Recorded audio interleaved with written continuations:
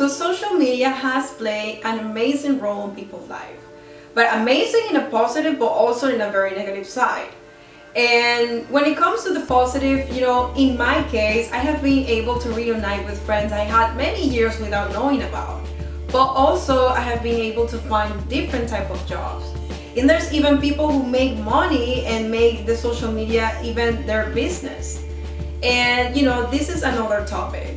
But now what I would like to reflect today, it's when the social media plays an important role when it comes to your relationship. And I have realized that nowadays people feel that if I want to make this official, I need to post it on Instagram, or I need to post it on Facebook or TikTok, whatever you use. And it becomes really dangerous when you need this type of validation in order for you to feel that the other half is actually loving you. In my opinion, and I need to address this as my opinion, doesn't mean that it's the actual truth. But I think that what we need to build, or what we need to give more importance here, it's how we communicate with each other in a daily basis. I know social media, it's what we want to show to the world, but remember, that's not the real life. We're just showing the best side of ourselves.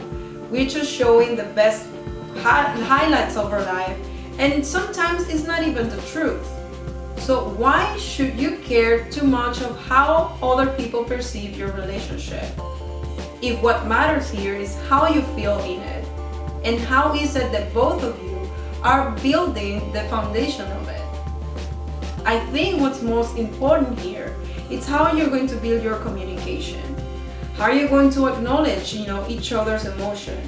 How are you going to respect each other? And stuff like that. Having the conversations that are very uncomfortable in order for you to see if you are compatible. These are the things that for me are more important. These are the things that are going to validate whether or not the other person is actually caring about the relationship. Not only posting on social media. Because we have seen many cases of people who has a relationship that is not very healthy. However, very funny is that they are going to be posting that they feel like I need to prove to somebody else that I'm really happy, when the reality is that they are not even communicating with each other properly. Maybe they are cheating with each other, and then they're posting on social media how happy we are, how much we love each other. And this is sometimes a big issue, what they want to seem to others. And I'm working so much of how I want to be reflected, or how I want my relationship to be reflected, that I forget of the real deal.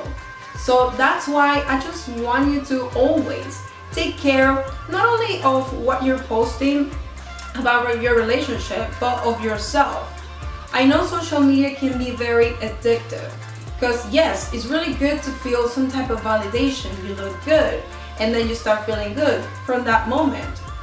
But what you need to address is always realizing how often do I need this type of validation, not only for myself but for my relationship.